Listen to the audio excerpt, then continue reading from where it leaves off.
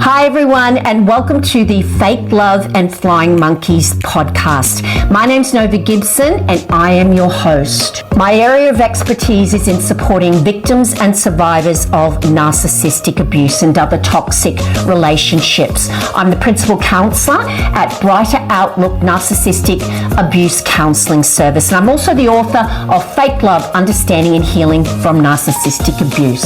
In this podcast, we're going to be talking about everything from the initial pink cloud you find yourself on at the start through to the horrific discard and the powerful trauma bond that keeps you hooked. So take your imaginary seat on the roller coaster that is narcissistic abuse, and don't forget to subscribe to this podcast so you never miss an episode of Fake Love and Flying Monkeys. Hi everyone, and welcome to another episode of Fake Love and Flying Monkeys. You may have noticed, if you were looking last week, that I had one of my episodes deleted all of a sudden.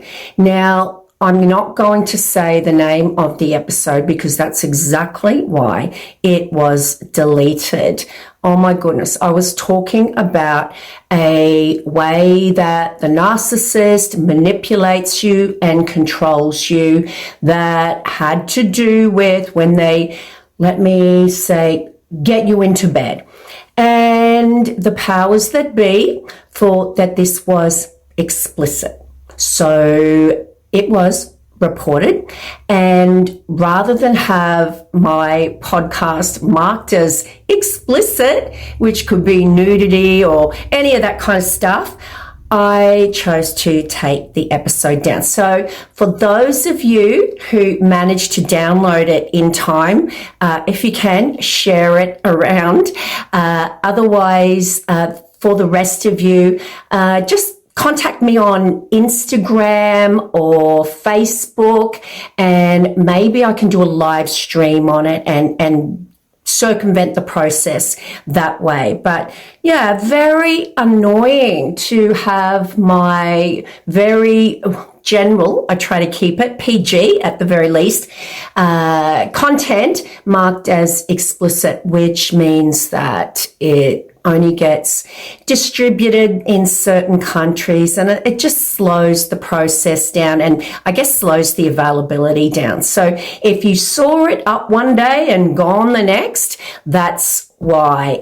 Very frustrating, but not much you can do about it. So before I go on any further, guys, hit that subscribe button, hit that follow button for more interesting, insightful, motivational episodes to help you heal and understand your toxic relationship with a narcissist. Okay, in this episode, I'm going to be talking about emotional abuse, and specifically, I'm going to be giving you 10 examples that might lead you to an awareness of an emotionally abusive relationship that you're involved in. Okay, now the first sign is criticism. Now, when someone is giving you some advice around, I don't know, it might be something you're wearing or the way you've cooked a meal or something, and you listen to what they say, it doesn't hurt, and you're able to reflect on what they say and get something from it. We call that critiquing. Critiquing is when someone gives you some information, gives you their thoughts on something that you're doing or that you've done. And it's not about making you feel bad. It's actually about improving what you're doing or helping you out. And there's nothing lost if you don't take the advice on board. They're simply giving you their opinion, and it's coming from a place of being helpful, and it's coming from a place of love, or being a good and helpful friend or colleague or relative. The difference between critiquing or giving you some helpful advice when it comes from a friend or a loved one with good intentions is exactly that. It's in the intent. The motivation is not to hurt you or make you feel bad about yourself. It's actually to help you improve and make you feel better about yourself in the end. So when the narcissist is giving you their advice and your instincts are telling you that they are criticizing you, it's making you feel worse than it did before. Your instincts are your guiding light. And because it's not just a one-off, you know that with this person, that this is a consistent pattern of behavior where they criticize you. No matter what you do, you can't do anything right. And the intent is to make you feel bad. It's not to make you feel good about yourself. It's to lower your self-esteem. This is why you can never please a narcissist. Nothing you ever do will be good enough, and they will constantly criticize you. And it's really hard to tell the difference when you get into a healthy relationship or when you are with someone who's giving you some helpful advice, some critiquing to help you improve things. It's hard to tell when you've constantly been walking on eggshells and thinking that you're under attack. It all feels the same. And this is because you've constantly been in defense mode, on the back foot, ready to protect yourself, hypervigilant to danger. But the narcissist has to criticize you, and they will do so consistently, not to help you, but to destroy you and make themselves feel better. Number 2 example of emotional abuse. You're scared to tell them when anything good happens in your life. When you're in a healthy relationship, isn't it the done thing that you come home or you ring that special friend or loved one and you brag about having some amazing success, or you want to shout it from the mountaintops knowing that the people in your life will be happy for you. It's something that should just be taken for granted, that when something good happens to your life, you can race home and the people who love you will be just as happy for you and excited for you as you are. Now, when you are in a relationship with a narcissist, you are conditioned to keep all of those things that happen to you that give you success in your life, make you happy, some achievement. You're conditioned to keep all of those things quiet. You learn over time that when anything good happens in your life, to keep it to yourself. Now, how destructive is this, not being able to come home and talk about a wonderful achievement with your partner, perhaps?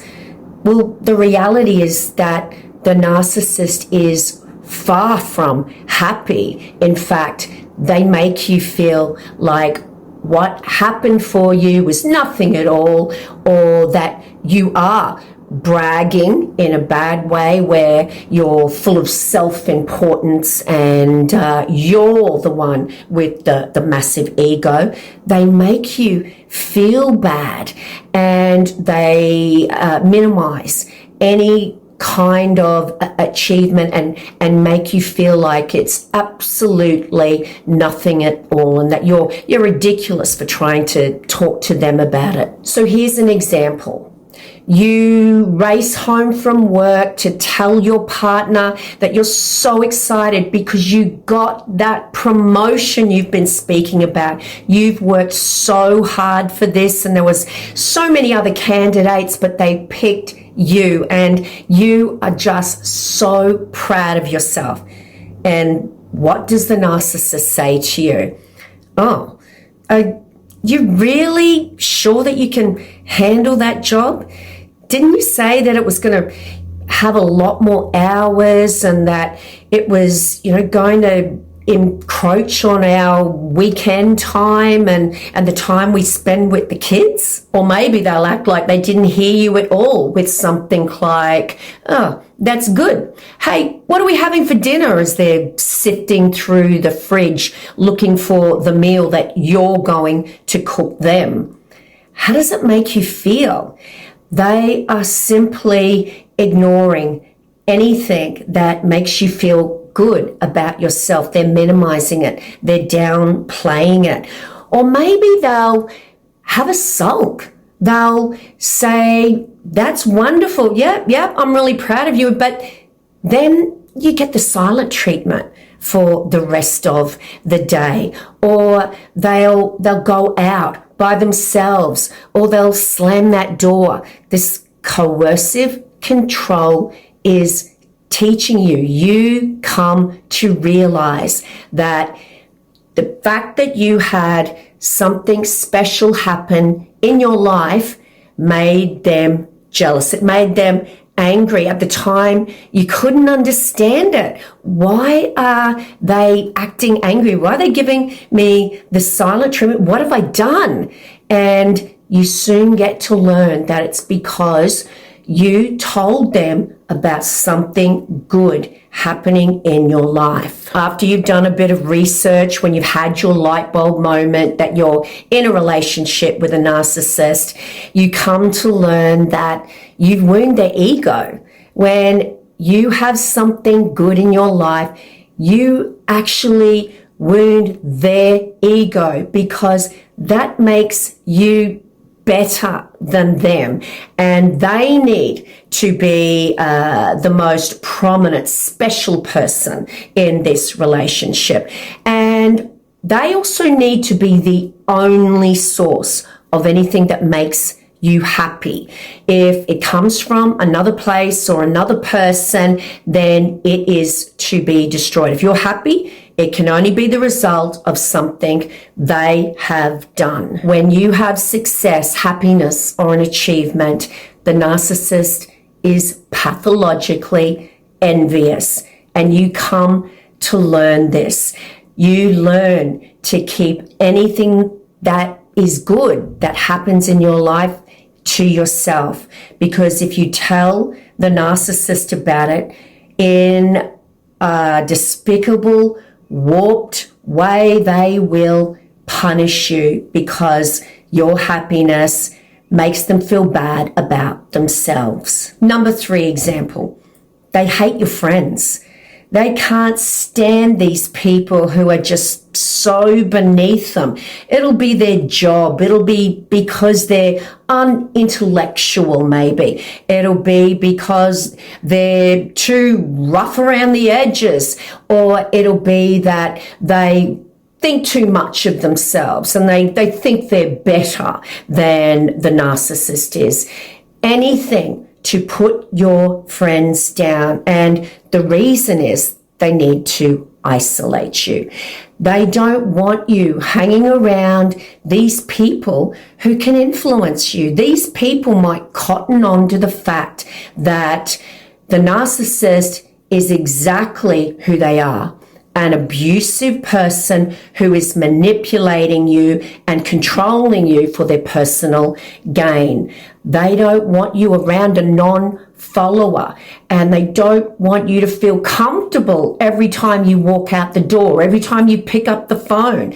And you want to see your friends. This applies to your family too. When they put them down and they tell you how horrible they are, it's to try and isolate you from them and make it nearly impossible for you to see them without having some major conflict with the narcissist that ends up being just not worth it and so frustrating, where you're made to feel like you've got to pick and choose between the narcissist and these friends of yours who they make out to be the enemy. Number 4, emotionally abusive behavior is when you are just too scared to talk about your feelings with them. This is classic textbook when you are in a relationship with a narcissist. When you're in a healthy relationship, you should feel safe to talk to your partner about your feelings. That's just relationship 101. If you haven't got that, the very foundation of a relationship, then you haven't got a relationship at all. You've got a controlling situation with an abuser who is trying to dominate you. Now, when you can't bring up something because you fear their reaction to it. Let's just say you want to talk about the fact that they come home from work 3 or 4 hours late every night after telling you they're going to be home on time. And it's not the fact, that you are worried about them working late. It's more that you've cooked them a beautiful dinner, perhaps, and they just don't seem to respect you. And you want to bring this up with them. You simply want to talk about your feelings and feel that they've heard and understood you.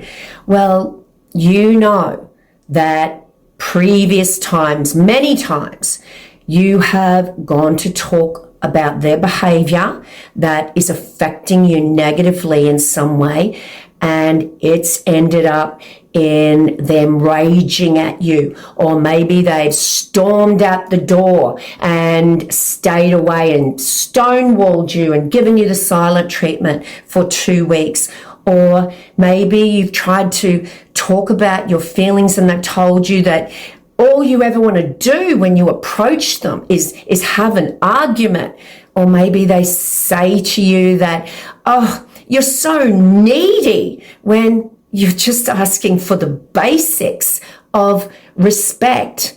In essence, what I'm saying is that every time in the past that you have gone to talk about your feelings, it has ended up being a lose situation where you end up just feeling crazy because they take you round in circles and they deflect and blame shift and all of these other things. Anything but address your feelings, and you wish that you'd never broached that topic in the first place. It teaches you that it's not safe to talk about your feelings because they make you feel so bad and they get defensive, because when you want to talk about your feelings with them, all they hear is, you are criticizing me. How dare you? And they need to punish you for that. Now, before I go any further, guys, if you'd like to have a one-on-one session with me, I am a professional counselor here in Brisbane, but I counsel people online all over the world. So please just send me a message on my website, which you can find in the description. Getting back to number 5, emotionally abusive tactic. They constantly humiliate you. You're out in public and they will just pick some tiny little thing, and in front of everyone, they embarrass you. How could you wear that out today? Didn't you pack my wallet and my phone? How can you be so stupid? Anything to just embarrass you, like a toddler having a tantrum in the trolley when they want that lollipop, and it's so ridiculous. They will make you feel like a child and then accuse you of talking to them like a child. They want to embarrass you. It's intentional. And what you see as being a totally humiliating scenario in public, to them is just them showing everyone who's boss and really thinking that you are just so pathetic that they need to make everyone else aware of how pathetic you are. And of course, make everyone aware of how powerful and special they are. They don't look and reflect on their behavior in that some people might be looking at them thinking, oh my goodness, what have we got here? This one's just spat the dummy on the ground and is making an absolute fool of themselves. They don't see that. All they see is you have embarrassed them, or they're just irritated because you forgot something, and they will humiliate you, embarrass you in front of everyone to make you feel small and worthless. And you don't want to defend yourself a lot of the time in public. You just want to get out of there. And of course, you go home, you want to broach the subject with them. Well, you know that's pointless because you don't talk about your feelings. Emotionally abusive strategy number 4, and it all gets forgotten. You're just so relieved and that you're home and that humiliating experience is over. Number 6, emotionally abusive strategy is one we touched on just before, and this is isolation. The narcissist needs to get you on your own. Now, there are some really obvious ways they do that, such as taking you interstate because they got a new job, making you leave everything and everyone you loved behind. And when they abuse you, you've got no one to turn to. And you've made such a big sacrifice to do that. You will come up with all of these ways to minimize the abuse because the sacrifices that you made to move to another state, to another country are so huge that it becomes just too overwhelming and you tolerate the abuse. And the narcissist knows this. They know that you will turn to them for everything because they are all you have. Other ways they isolate you are not so obvious and are much more covert in nature, such as conditioning you to believe that anything that brings you enjoyment, such as a hobby or some enjoyable pastime, is selfish. Let's say you enjoy playing a sport with all of your mates or all of your girlfriends, and it's a time that you can get out of the house and just let your hair down and relax and get away from the abuse, which most often you can't even define as abuse.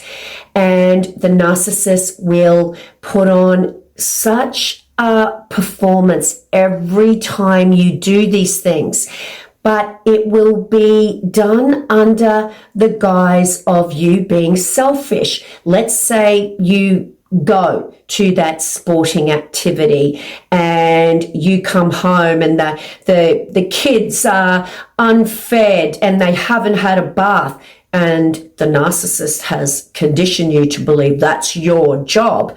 They'll make you feel selfish for doing so. Maybe they won't overtly rage, but you will know because they'll give you the silent treatment. They'll sulk, or they will just make out like this is something that you are doing, which is taking away from the family. Basically, they condition you to believe that it's just easier to give away anything enjoyable.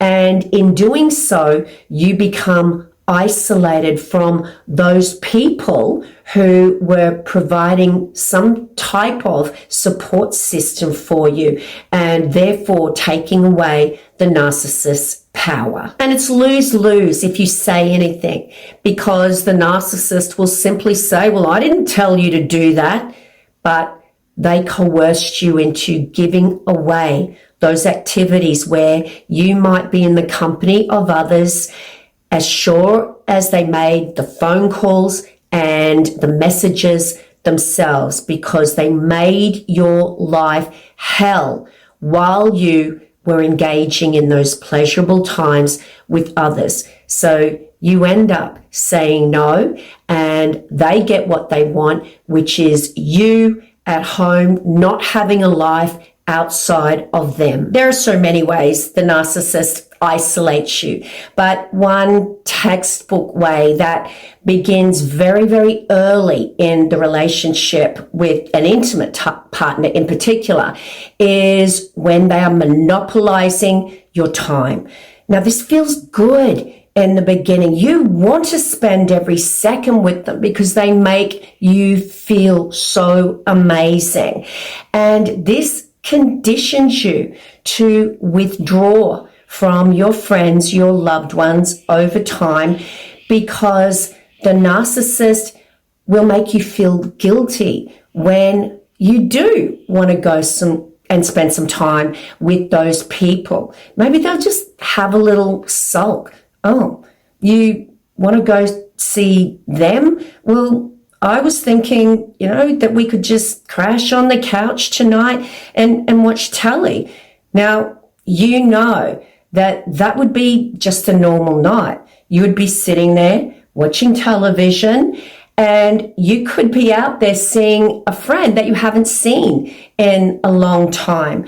But they will make you feel guilty, and it starts off small. So you say no, or you do go and you do spend time with your friends, and you come home to the sulking and the withdrawing from you, and your instincts are telling you that you did the wrong thing. You went and spent time with your friends when they wanted to watch a movie with you on television, even though this is what you do every night. They make you feel guilty, and this starts by monopolizing your time so that you do withdraw from your support system.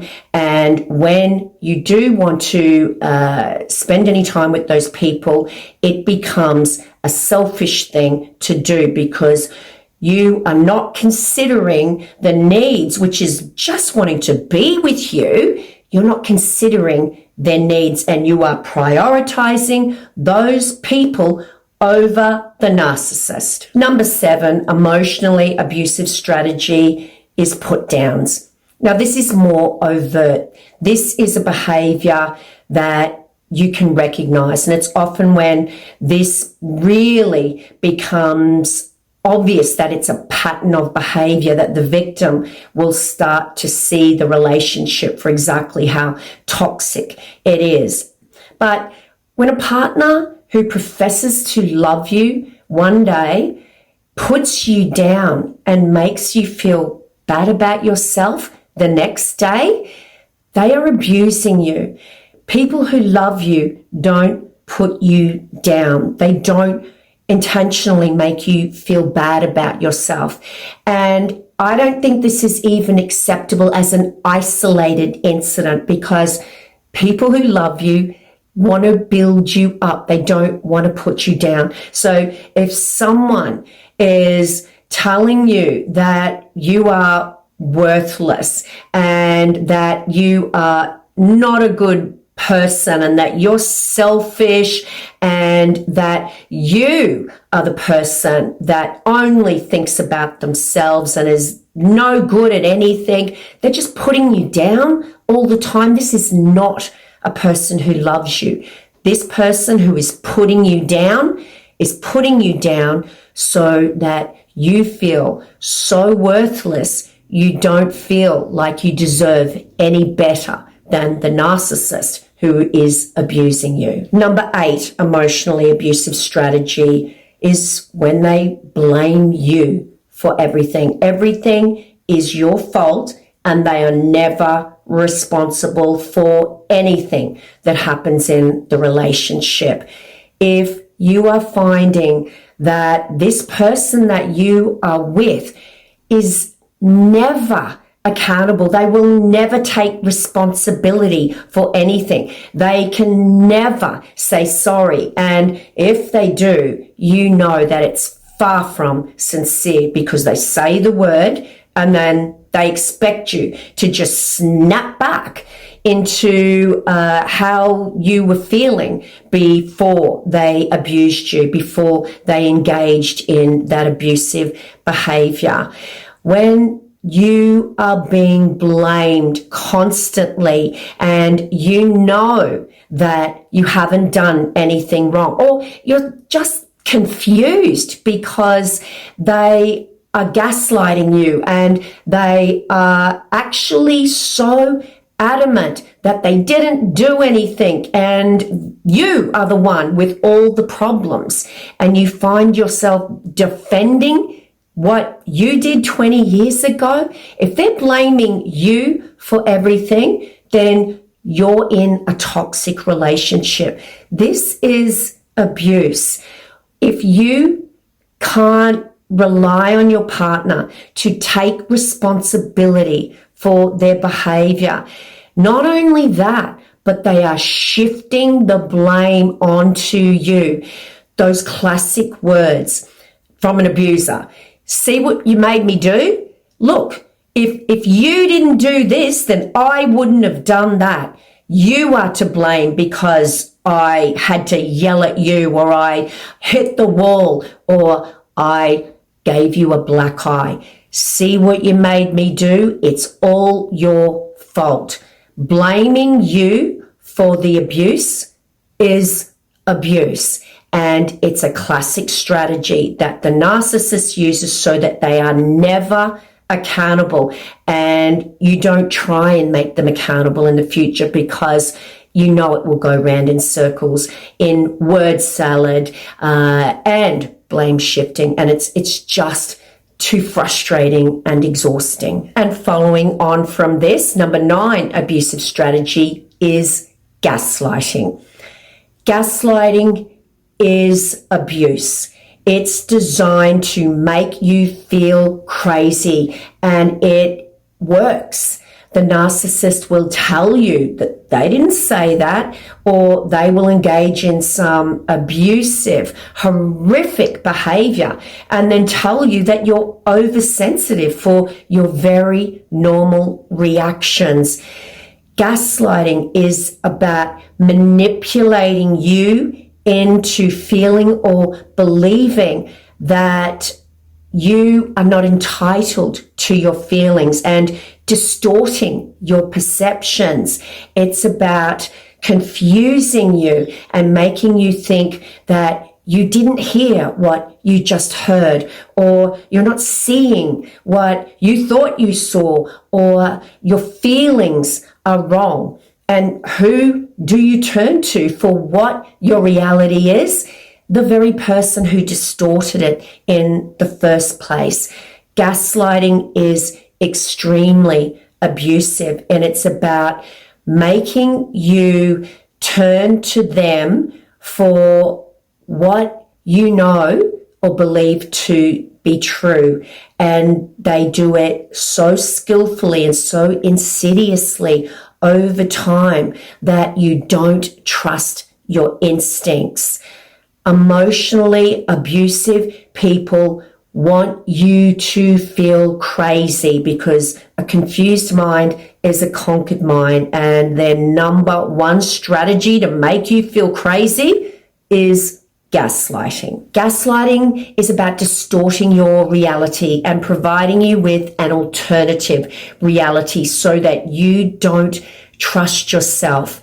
And if you react to their gaslighting by justifying yourself and arguing and defending and explaining, in other words, jading with them, they will twist what you say, and you will provide them with a smorgasbord of narcissistic supply as they convince you that their actions that were so far removed from their words are actually your reality, and it's you that has the problem because you can't see the truth and the reality that they're trying to convince you of. And last but not least, because there are so many ways the narcissist emotionally abuses you, but number 10 for this episode is apathy.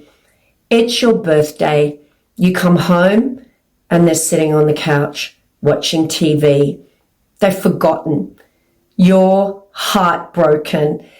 They not only forgot, but perhaps they're trying to start an argument, or they're going out and it's heartbreaking. Or maybe it's another special occasion like Christmas and they get you a gift, but it's something that never in a million years you would like or use. And it's not that you are expecting the world, but you're expecting this person to know that that would not be something that you would like.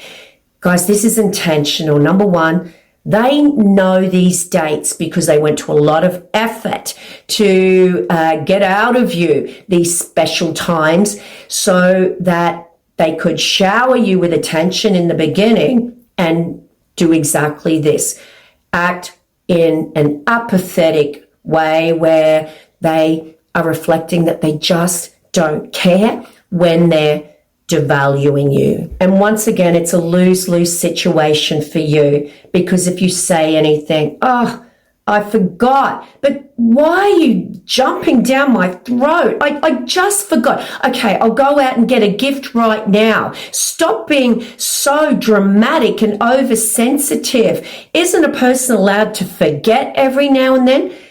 You know that they've forgotten every birthday for the last 5 years, but you're expected to not react when they do it again. And it's your fault for being hurt and oversensitive. It's intentional, guys. It's intentional when they get you that ridiculous gift that no one would like, or perhaps someone else you know would like the very thing they're giving you. It's intentional to hurt you and make you feel worthless. Their apathy is to show you that they don't care, and they know on those special days in particular, it will hurt you the most. And that brings us to the end of another Fake Love and Flying Monkeys podcast episode.